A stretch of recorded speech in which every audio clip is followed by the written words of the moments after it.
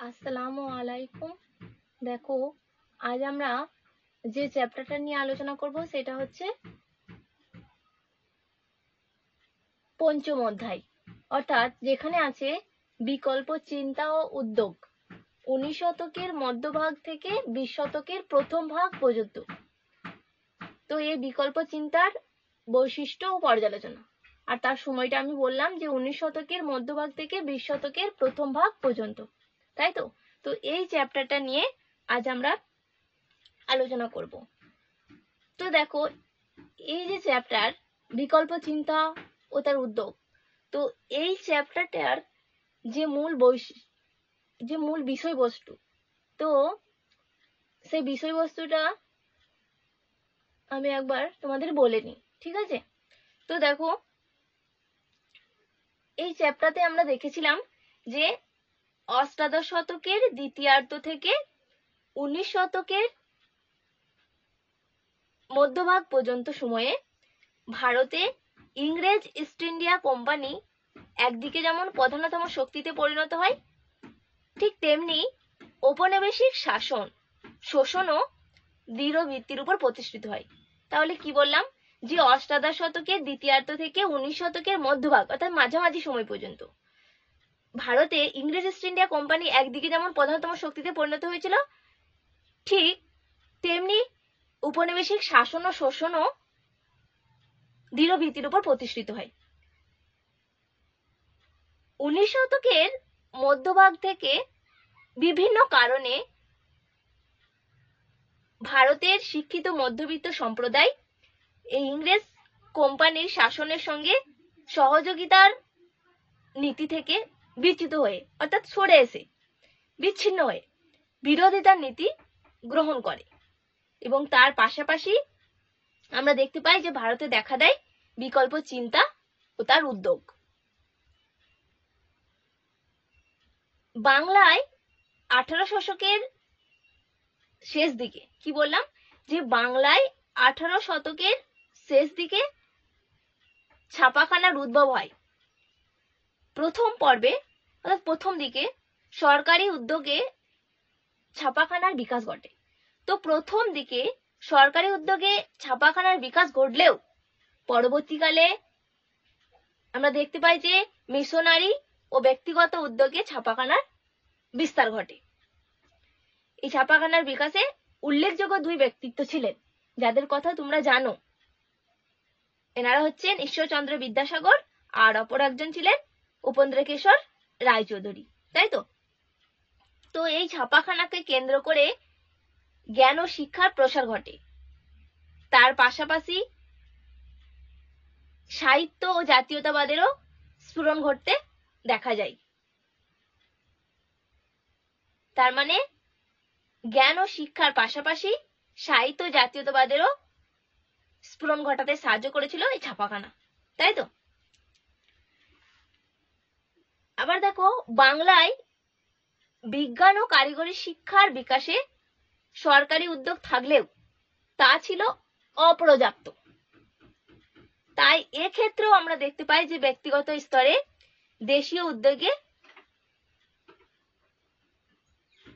উদ্যোগ লক্ষ্য করা যায়। তার মানে বাংলায় বিজ্ঞান ও কারিগরি শিক্ষার বিকাশে সরকারি উদ্যোগ থাকলেও সেটা যথেষ্ট পরিমাণে ছিল না, সেটা অপর্যাপ্ত ছিল, তাই তো। তাই এক্ষেত্রেও ব্যক্তিগত স্তরে দেশীয় উদ্যোগ লক্ষ্য করা যায়। এবং ডক্টর মহেন্দ্রলাল সরকার বিশুদ্ধ বিজ্ঞান চর্চা ও তার প্রসারের জন্য প্রতিষ্ঠা করেন Indian association for the cultivation of science, তাই তো। আবার তারকনাথ পালিত, রাসবিহারী ঘোষ, স্যার আশুতোষ মুখোপাধ্যায়ের উদ্যোগে প্রতিষ্ঠা হয় কলকাতা বিজ্ঞান কলেজ। এর পাশাপাশি আবার আমরা দেখতে পাই যে বৈজ্ঞানিক জগদীশ চন্দ্র বসুর উদ্যোগে প্রতিষ্ঠা হয় বসু বিজ্ঞান মন্দির, বা যেটাকে আমরা বলে থাকি বোস ইনস্টিটিউট, তাই তো। তো এইভাবে আমরা দেখতে পাচ্ছি যে বিজ্ঞান চর্চার পাশাপাশি জাতীয় শিক্ষা পরিষদ ও দেশীয় উদ্যোগে গড়ে ওঠে কারিগরি শিক্ষার কেন্দ্র বেঙ্গল টেকনিক্যাল ইনস্টিটিউট, বা যাকে আমরা বলে থাকি বিটিআই, তাই তো। তো এইভাবে আমরা দেখতে পাচ্ছি যে উপনিবেশিক শিক্ষা পাশ্চাত্য শিক্ষার বিস্তার ঘটছে, তাই তো? দেখো এই যে উপনিবেশিক শিক্ষা, তো এই উপনিবেশিক শিক্ষার মূল উদ্দেশ্য ছিল প্রশাসনের স্বার্থে কেরানি তৈরি করা। তাই জাতীয় স্বার্থের দিকে নজর রেখে ভারতীয়গণ উপনিবেশিক শিক্ষা ধারণার সমালোচনা করেন এবং তার পাশাপাশি বিকল্প শিক্ষা আন্দোলন গড়ে তোলেন। দেখো এক্ষেত্রে এক উল্লেখযোগ্য ব্যক্তিত্ব ছিলেন যিনি, তিনি হচ্ছেন রবীন্দ্রনাথ ঠাকুর। এই রবীন্দ্রনাথ ঠাকুর উপনিবেশিক শিক্ষানীতি থেকে পৃথক শিক্ষানীতি বিষয়ে নানা পরীক্ষা নিরীক্ষা শুরু করেন এবং তিনি নিজস্ব একটা শিক্ষানীতি প্রবর্তন করেন, যেটা হচ্ছে তোমার শান্তিনিকেতন। তিনি 1901 খ্রিস্টাব্দে 1901 খ্রিস্টাব্দে বীরভূমে শান্তিনিকেতনে ব্রহ্ম বিদ্যালয় প্রতিষ্ঠা করেন এবং 1921 খ্রিস্টাব্দে শান্তিনিকেতনে বিশ্বভারতী বিশ্ববিদ্যালয় প্রতিষ্ঠা করেন। 1921 খ্রিস্টাব্দে। তাহলে কি বললাম যে 1901 খ্রিস্টাব্দে শান্তিনিকেতনে ব্রহ্ম বিদ্যালয় প্রতিষ্ঠা করেন এবং পরে 1921 খ্রিস্টাব্দে শান্তিনিকেতনে বিশ্বভারতী বিশ্ববিদ্যালয় প্রতিষ্ঠা করেন। এই বিশ্বভারতী বিশ্ববিদ্যালয়ে কলাবিদ্যার পাশাপাশি সেখানে অর্থশাস্ত্র, কৃষি তথ্য, স্বাস্থ্যবিদ্যা বিষয়ক, পল্লী উন্নয়ন সহ সমস্ত ব্যবহারিক বিজ্ঞানের কাজ সেখানে শুরু হয়। শুধু এখানেই তিনি থেমে থাকেননি, তিনি বিভিন্ন দেশের খ্যাতনামা শিক্ষাবিদদের এখানে এনে এখানকার শিক্ষার্থীদের শিক্ষাদানের ব্যবস্থা করেন। এই যে রবীন্দ্রনাথ ঠাকুর, তার শিক্ষার মূল যে বিষয় সেটা কি ছিল না, রবীন্দ্রনাথ ঠাকুরের শিক্ষার যে মূল বিষয় সেটা হচ্ছে প্রকৃতির মানুষ এবং শিক্ষা, প্রকৃতির সঙ্গে শিক্ষা এবং মানুষের সম্পর্ক, তাই তো? তার মানে দেখো প্রকৃতির মধ্যে বসিয়ে মানুষকে রেখে শিক্ষা গ্রহণের পদ্ধতি, এই যে প্রকৃতির মধ্যে বসিয়ে মানুষকে রেখে শিক্ষা গ্রহণের যে পদ্ধতি সেটা কি, তার মানে এখানে রবীন্দ্রনাথ ঠাকুর তার শিক্ষানীতিতে প্রকৃতি এবং মানুষকে গুরুত্বপূর্ণ স্থান দিয়েছেন। তিনি প্রাকৃতিক পরিবেশের মধ্যে তার আদর্শ শিক্ষা ব্যবস্থা গড়ে তোলেন, কারণ তিনি উপলব্ধি করেছেন যে মানব সভ্যতা রক্ষার জন্য, আমাদের মানব সভ্যতাকে রক্ষা করতে গেলে প্রকৃতির সুরক্ষা অত্যন্ত জরুরি। সেই জন্য তিনি প্রকৃতির সঙ্গে মানুষের শিক্ষাকে অনেক বেশি গুরুত্বপূর্ণ বলে স্থান দিয়েছেন। তাই তার শিক্ষানীতিতে প্রকৃতি এবং মানুষ অনেক বেশি গুরুত্বপূর্ণ স্থান পেয়েছে, কারণ তিনি এটা উপলব্ধি করেছিলেন যে মানব সভ্যতা রক্ষার জন্য প্রকৃতির সুরক্ষা অত্যন্ত জরুরি, তাই তো? তাই তিনি পল্লী গ্রামের মানুষের কল্যাণের উদ্দেশ্যে আমরা দেখতে পাই যে তাদের কৃষিকাজের উন্নয়নের বিষয়ে নানা ভাবনা চিন্তা তিনি শুরু করেছেন সেখানে, তাই তো? তো এটাই ছিল এই চ্যাপ্টার মূল বিষয়বস্তু, তাই না? তো আমরা পুরোটা আলোচনা করলাম। এরপরে দেখো এই চ্যাপ্টার থেকে কি কি কোশ্চেন হতে পারে। দেখো 4 আর 8 নম্বরের কোশ্চেন আমি তোমাদের অনেকবার এই চ্যাপ্টার থেকে আলোচনা করেছি, তাই আর করছি না। দেখো 2 মার্কসের কি কোশ্চেন হতে পারে, হ্যাঁ, এবং শর্ট কোশ্চেন কি হতে পারে দেখো সেই নিয়ে আলোচনা করব। তো 2 মার্কসের কি কি কোশ্চেন এখানে হতে পারে এখান থেকে দেখো আমি সেই নিয়েই আলোচনা করছি, ঠিক আছে? তো প্রথমেই যদি বলা হয়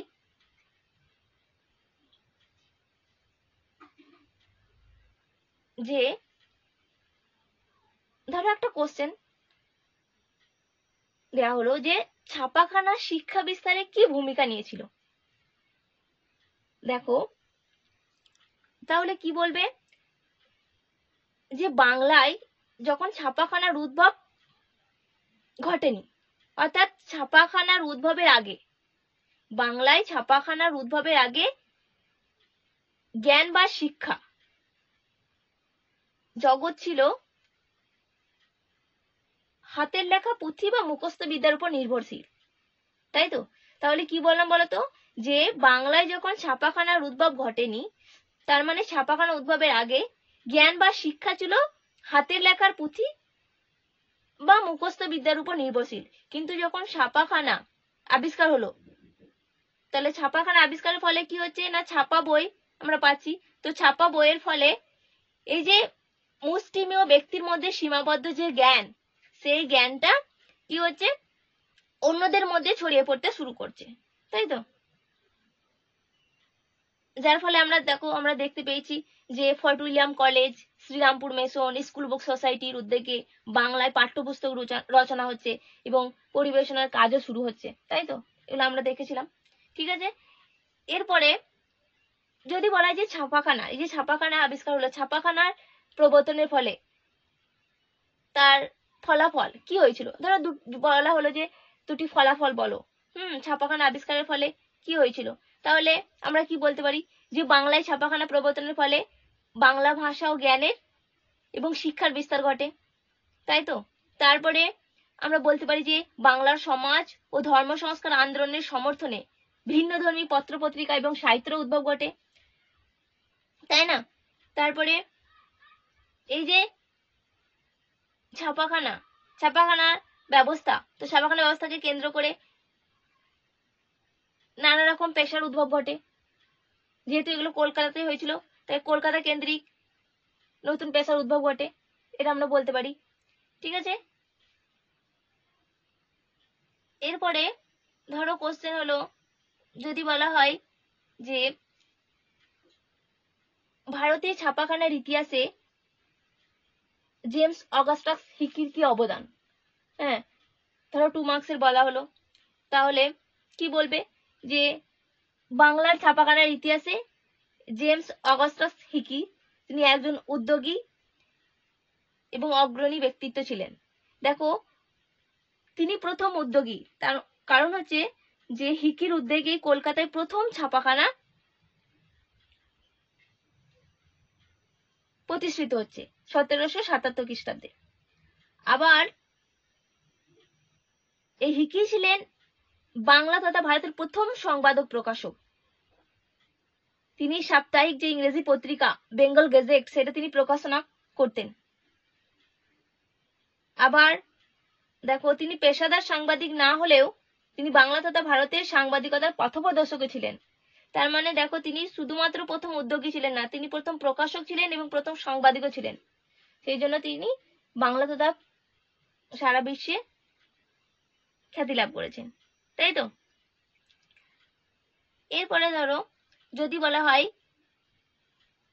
যে কাকে কেন বাংলার গুটেনবার্গ বলা হয়, বলো যদি বলা হয়, তাহলে কি বলবে?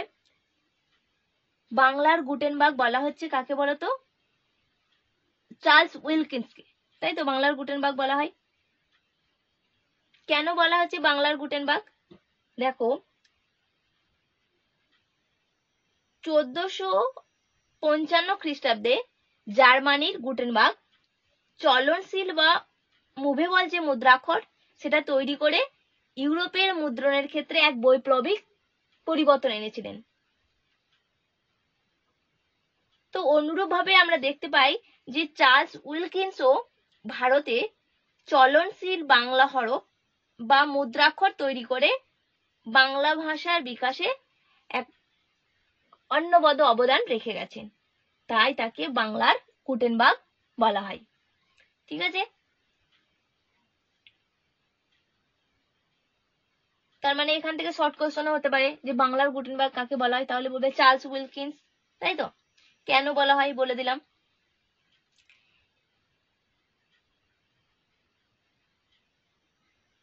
ধরো আবার যদি বলা হয় কাকে কেন বিদ্যাবণিক বলা হয়? বিদ্যা বণিক।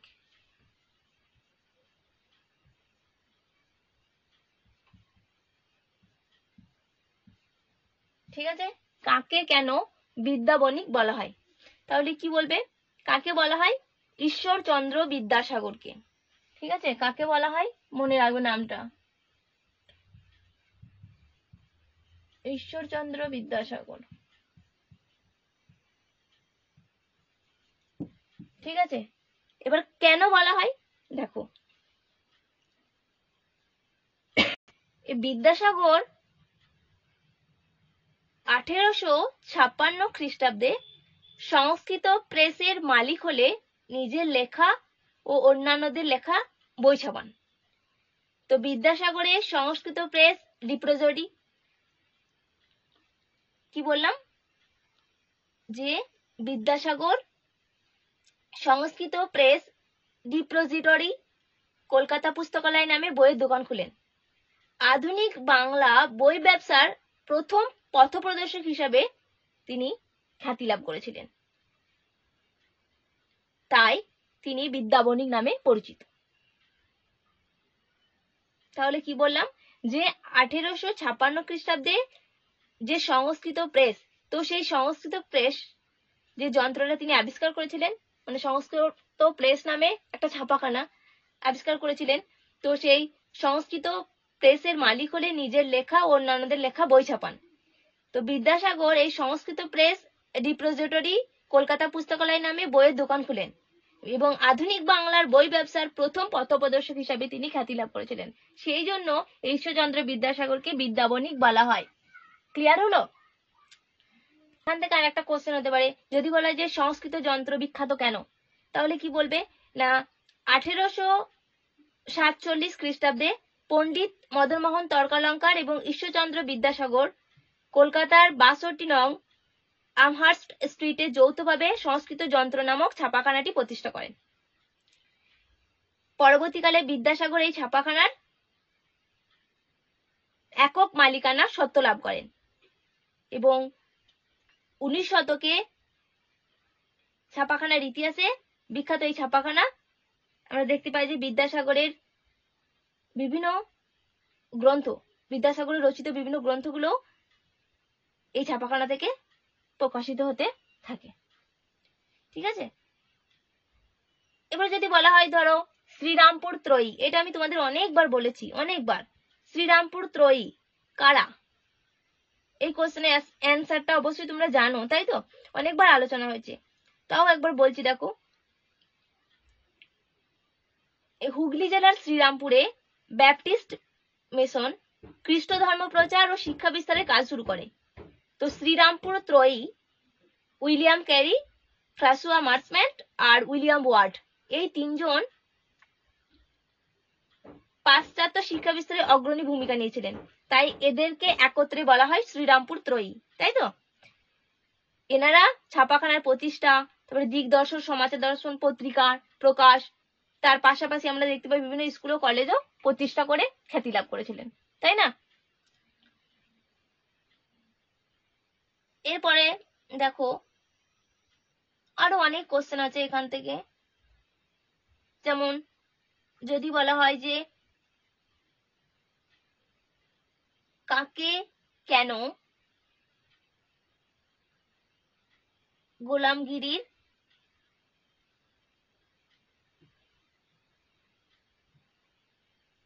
গোলদিঘির গোলামখানা, সরি, হ্যাঁ, যদি বলা হয় যে কাকে কেন গোলদিঘির গোলামখানা বলা হয়, তাই তো? তাহলে কি বলবে দেখো,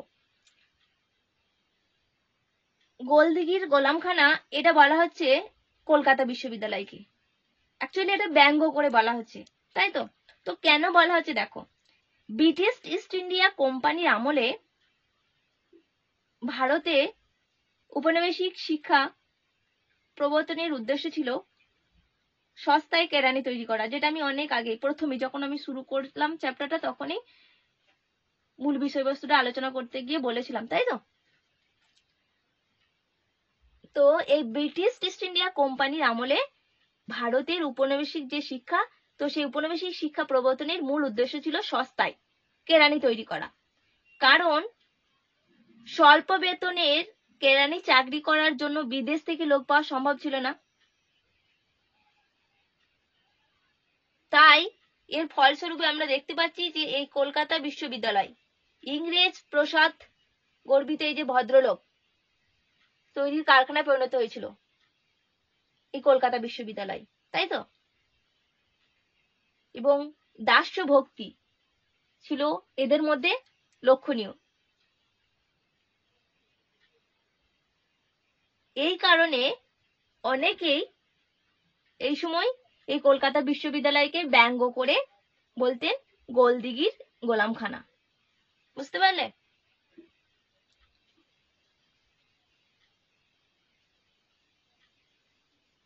এরপরে দেখো, এরপরে যদি বলা হয়, ধরো বলা হলো যে তারকনাথ পালিত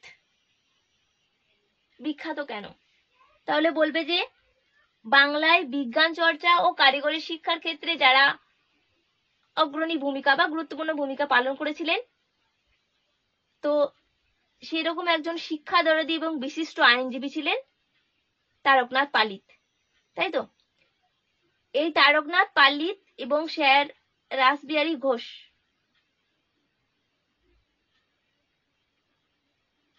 অর্থ এবং জমিদানের ফলে 1914 খ্রিস্টাব্দে গড়ে ওঠে কলকাতা বিজ্ঞান কলেজ, তাই তো। তাই আমরা দেখতে পাই যে কলকাতা বিশ্ববিদ্যালয়ের যে বালিগঞ্জ ক্যাম্পাস, সেই ক্যাম্পাসটি তারকনাথ পালিত শিক্ষা প্রাঙ্গণ নামেই পরিচিত। বুঝতে পারলে? এরপরে দেখো, এরপরে যদি কোশ্চেন হয়, ধরো যদি বলা হয় জাতীয় শিক্ষা পরিষদ প্রতিষ্ঠার উদ্দেশ্য কি ছিল, তাহলে কি বলবে? দেখো 1906 খ্রিস্টাব্দে 11 মার্চ বিভিন্ন কারণে এই জাতীয় শিক্ষা পরিষদ গড়ে ওঠে। যেমন আমরা বলতে পারি যে বিদেশি শিক্ষা সংস্কৃতি বর্জন করে জাতীয় আদর্শ অনুসারে সাহিত্য, বিজ্ঞান ও কারিগরি শিক্ষা দান করা, এটা প্রথমত। দ্বিতীয়ত আমরা বলতে পারি শিক্ষার্থীদের মধ্যে নৈতিক শিক্ষা দান করা এবং দেশ সেবার মনোভাব তাদের মধ্যে জাগিয়ে তোলা। তার পাশাপাশি আমরা বলতে পারি ব্রিটিশ শিক্ষা নীতির সমালোচনা করা। আর কি? মাতৃভাষার মাধ্যমে শিক্ষার প্রসার ঘটানো। তাছাড়াও কার্লাইল সার্কুলার, তোমরা জানো অবশ্যই কার্লাইল সার্কুলার অনেকবার বলেছি, তাই আর বলছি না। কার্লাইল সার্কুলার ও বিশ্ববিদ্যালয় আইনের বিরোধিতা করা, এগুলো সবই ছিল এই জাতীয় শিক্ষা পরিষদের উদ্দেশ্য। ঠিক আছে, এবার যদি বলা হয় এই জাতীয় শিক্ষা পরিষদ ব্যর্থ হয়েছিল কেন, যদি বলা হয়, তাহলে কি বলবে যে জাতীয় শিক্ষা পরিষদ ব্যর্থ হয়েছিল কেন? দেখো, এই যে বললাম 1906 খ্রিস্টাব্দে 11 মার্চ সতেন্দ্রনাথ ঠাকুরের সভাপতিত্বে কলকাতায় 92 জন সদস্যকে নিয়ে গড়ে ওঠে জাতীয় শিক্ষা পরিষদ। ঠিক আছে, তো বিপুল আশা আকাঙ্ক্ষা নিয়ে এই জাতীয় শিক্ষা পরিষদ গড়ে উঠলেও শেষ পর্যন্ত এটি ব্যর্থ হয়। তার নানা কারণ ছিল। যেমন দেখো, এই প্রতিষ্ঠানের প্রদত্ত যে ডিগ্রি সেটা গুরুত্বহীন হয়, অভিভাবকরা সরকারের শিক্ষার প্রতি বেশি আকৃষ্ট হয়। আবার স্বল্প বেতনের জন্য অনেক শিক্ষক এই শিক্ষা প্রতিষ্ঠান থেকে ত্যাগ করে।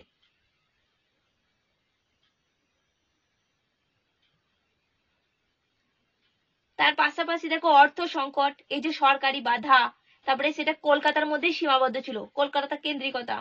তো এই সমস্ত বিভিন্ন কারণে এর পতন অনিবার্য হয়ে ওঠে। বুঝতে পেরেছ? এরপরে দেখো, যদি বলা হয় বসু বিজ্ঞান মন্দির কেন প্রতিষ্ঠা করা হয়েছিল, ঠিক আছে, তাহলে কি বলবে? দেখো, বসু বিজ্ঞান মন্দির প্রতিষ্ঠার কি কারণ ছিল দেখো। আচার্য জগদীশ চন্দ্র বসু কর্তৃক প্রতিষ্ঠিত হয়েছিল বসু বিজ্ঞান মন্দির। আর এই বসু বিজ্ঞান মন্দির ছিল একটি গবেষণা কেন্দ্র। এখানেতে রসায়ন, পদার্থবিদ্যা, জীববিদ্যা, জৈব রসায়ন, জৈব পদার্থ প্রভৃতি বিষয়ে গবেষণার জন্য এবং নতুন তথ্য আবিষ্কারের জন্য 1917 সালে বসু বিজ্ঞান মন্দির প্রতিষ্ঠা হয়। এখানে একটা কথা মনে রাখবে, এই বসু বিজ্ঞান মন্দিরের অপর নাম হচ্ছে বোস্ট ইনস্টিটিউট।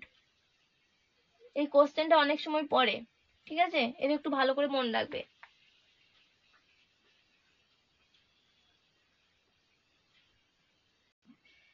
এবার দেখো, যদি বলা হয় যে শান্তিনিকেতন প্রতিষ্ঠার উদ্দেশ্য কি ছিল,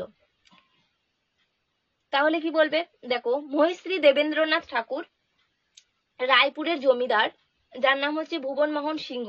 তো সেই ভুবন মোহন সিংহের কাছ থেকে 1863 খ্রিস্টাব্দে 20 বিঘা জমি তিনি কেনেন এবং এখানে তিনি শান্তিনিকেতন নামে একটি আশ্রম প্রতিষ্ঠা করেন। পরবর্তীকালে আমরা আবার দেখতে পাই যে রবীন্দ্রনাথ শান্তিনিকেতনে তার শিক্ষার কার্যক্রম শুরু করেন। তো এর উদ্দেশ্য কি ছিল দেখো, প্রকৃতির কাছাকাছি আদর্শ পরিবেশের মধ্যে শিশুদের বড় করে তোলা। আর কি, প্রাচীন ভারতের আশ্রমিক শিক্ষার ভাবধারায় অনুপ্রাণিত হয়েছিলেন রবীন্দ্রনাথ। তাই তিনি শিক্ষার্থীদের শান্তিনিকেতনে রেখে শিক্ষা দেওয়ার পরিকল্পনা করেছিলেন। দেখো, এই বিদ্যালয়ের একটা গুরুত্বপূর্ণ জিনিস মনে রাখবে যে এখানে গতানুগতিক সময় তালিকার বিশেষ গুরুত্ব ছিল না। শিক্ষার্থীর প্রয়োজন ও সামর্থ্য অনুসারে তা নির্ধারণ করা হতো। বোঝা গেছে? এরপরে যদি বলা হয় বিশ্বভারতী প্রতিষ্ঠার উদ্দেশ্য কি ছিল, তাহলে কি বলবে দেখো।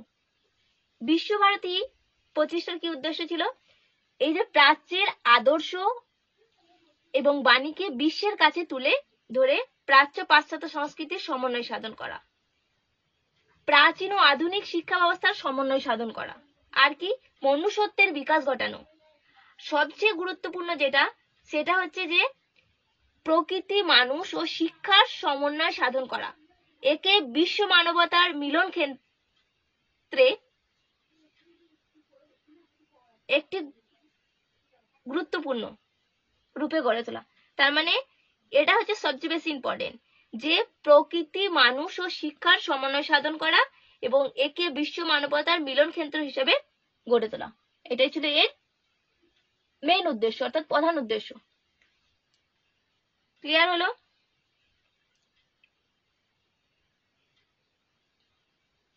দেখো, আমি এখান থেকে 2 মার্কসের অনেকগুলো কোশ্চেন আলোচনা করলাম, এখানে আরো অনেক কোশ্চেন হবে, তো তোমরা সেগুলো পড়ো। আরো অনেক কোশ্চেন আছে, আমি আগে অনেকবার আলোচনা করেছি, ঠিক আছে। এখানে তো সব কোশ্চেন নিয়ে তো আলোচনা করা সম্ভব নয়, তো আমি কিছু আজকে আলোচনা করলাম। এবার দেখো, এখান থেকে যদি শর্ট কোশ্চেন বলা হয়, তাহলে শর্ট কোশ্চেনে কি কি হতে পারে দেখো। শর্ট কোশ্চেন এখান থেকে যেমন যদি বলা হয় ভারতে প্রথম ছাপাখানার প্রতিষ্ঠিত কৃতিত্ব ছিল কাদের, তাহলে বলবে যে পর্তুগিজদের, ঠিক আছে। তার মানে কোশ্চেনটা আবার এরকম করে হতে পারে ঘুরিয়ে, ভারতের প্রথম কারা মুদ্রণ যন্ত্রের প্রচলন ঘটায়, তাহলে বলবে পর্তুগিজরা, হলো। এবার যদি বলা হয় যে শ্রীরামপুরে ছাপাখানা প্রতিষ্ঠা করেন কে, তাহলে বলবে উইলিয়াম কেরি। আবার যদি কোশ্চেন হয়, যদি বলা হয় যে কলকাতায় প্রথম ছাপাখানা স্থাপন করেন কে, তাহলে জেমস অগাস্টাস হিকি। যদি বলা হয় বেঙ্গল গেজেটের প্রথম সম্পাদক কে ছিলেন, জেমস অগাস্টাস হিকি, ঠিক আছে। আধুনিক ভারতীয় রসায়ন শাস্ত্রের জনক কাকে বলা হয়, আচার্য প্রফুল্লচন্দ্র রায়কে, ঠিক আছে। যদি বলা হয় মার্কিউরাস নাইট্রাইট আবিষ্কার করেন কে, আচার্য প্রফুল্লচন্দ্র রায়। যদি বলা হয় কোন যন্ত্রের দ্বারা জগদীশ চন্দ্র বসু প্রমাণ করেছিলেন যে উদ্ভিদের প্রাণ আছে, তাহলে বলবে ক্রেস্কোগ্রাফট, ঠিক আছে। তারপরে ধরো যদি বলা হয় কলকাতা মেডিকেল কলেজ কবে প্রতিষ্ঠিত হয়, অনেকবার বলেছি, তাই তো 1835 খ্রিস্টাব্দে। বাংলার গুটেনবার্গ নামে পরিচিত ছিলেন কে, তাহলে বলবে একটু আগেই বললাম আমি, চার্লস উইলস্কি, তাই তো।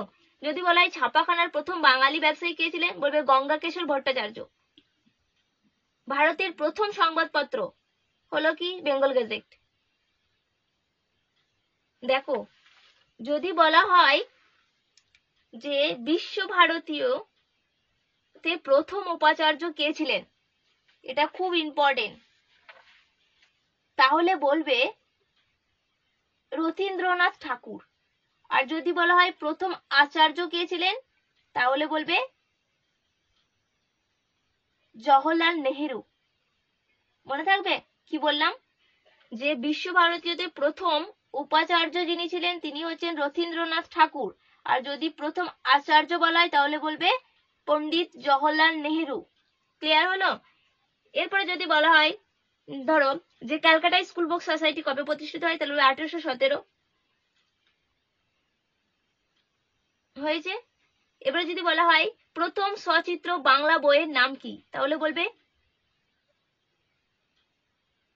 অন্নদামঙ্গল। আমি একটু আগেই বললাম গোলদিঘির গোলামখানা নামে পরিচিত ছিল কোন বিশ্ববিদ্যালয়, তাহলে বলবে কলকাতা বিশ্ববিদ্যালয়। ঠিক আছে। যদি বলা হয় শিশু শিক্ষা একটা গ্রন্থ, সেই গ্রন্থটির রচয়িতাকে, তাহলে বলবে মদনমোহন তর্কালঙ্কার। জাতীয় শিক্ষা, এই যে জাতীয় শিক্ষা এই কথাটি প্রথম ব্যবহার করেছিলেন কে, তাহলে বলবে প্রসন্ন কুমার ঠাকুর। ঠিক আছে, প্রসন্ন কুমার ঠাকুর। সংবাদ কৌমুদী, এটাও আমি অনেকবার তোমাদেরকে বলেছি। সংবাদ কৌমুদী যে পত্রিকা, সেই পত্রিকার সম্পাদক কে ছিলেন, রাজা রামমোহন রায়। হলো। এরপরে যদি কোশ্চেন হয় যে ভারতে হাফটন প্রিন্টিং যে পদ্ধতি, সেই পদ্ধতির প্রবর্তন করেন কে, তাহলে বলবে উপেন্দ্রকেশর রায় চৌধুরী। আবার যদি বলা হয় U and Ray and Sons এর ভূমিকা নিয়েছিল কিসে, এই যে U and Ray and Sons কিসে উল্লেখযোগ্য ভূমিকা নিয়েছিল বা গুরুত্বপূর্ণ ভূমিকা নিয়েছিল, তাহলে বলবে বাংলায় মুদ্রণ শিল্পের প্রসারে। হয়েছে। যদি বলা হয় ছেলেদের রামায়ণ, ছেলেদের রামায়ণ একটা গ্রন্থ আছে, সেই গ্রন্থটি রচয়িতাকে, তাহলে বলবে উপেন্দ্রকেশর রায় চৌধুরী। দেখো প্রবাসী, প্রবাসী এটা মনে রাখবে, এটা ভালো করে মনে রাখবে তো। প্রবাসী নামে যে পত্রিকা, প্রবাসী, প্রবাসী নামে যে পত্রিকা, এই পত্রিকার সম্পাদনা করতেন রামানন্দ চট্টোপাধ্যায়। ঠিক আছে। যদি বলা হয় Indian association for the cultivation of science এর যে বিজ্ঞানী নোবেল পুরস্কার পেয়েছিলেন তার নাম কি, তাহলে বলবে সি.ভি. রমন। কলকাতা বিজ্ঞান কলেজ প্রতিষ্ঠিত হয়েছিল 1914 খ্রিস্টাব্দে। ঠিক আছে। তারপরে দেখো আর একটা কোশ্চেন আছে, তাহলে হিন্দু রসায়ন শাস্ত্র এটা একটা গ্রন্থ, তো এই গ্রন্থটির লেখককে, আচার্য প্রফুল্লচন্দ্র রায়। একটু আগে বললাম বসু বিজ্ঞান যে মন্দির, বসু বিজ্ঞান মন্দিরের প্রতিষ্ঠাতাকে, আচার্য জগদীশ চন্দ্র বসু। এর একটা বিখ্যাত গ্রন্থ আছে, সে গ্রন্থের নাম মনে হবে অব্যক্ত। ঠিক আছে। এরপরে যদি বলা হয় বাংলা ভাষায় প্রথম ছাপা বইটির নাম কি, তাহলে বলবে a grammar of the Bengali language. বিশ্বভারতীর প্রতিষ্ঠাতা কে, বিশ্বভারতীর প্রতিষ্ঠাতা হলেন রবীন্দ্রনাথ ঠাকুর। যদি বলা হয় জাতীয় শিক্ষা পরিষদ প্রতিষ্ঠিত হয় কবে, তাহলে জাতীয় শিক্ষা পরিষদ প্রতিষ্ঠিত হয় 1906 খ্রিস্টাব্দে। হয়েছে। একটু আগেই আমি বললাম জাতীয় শিক্ষা পরিষদ, তাই তো।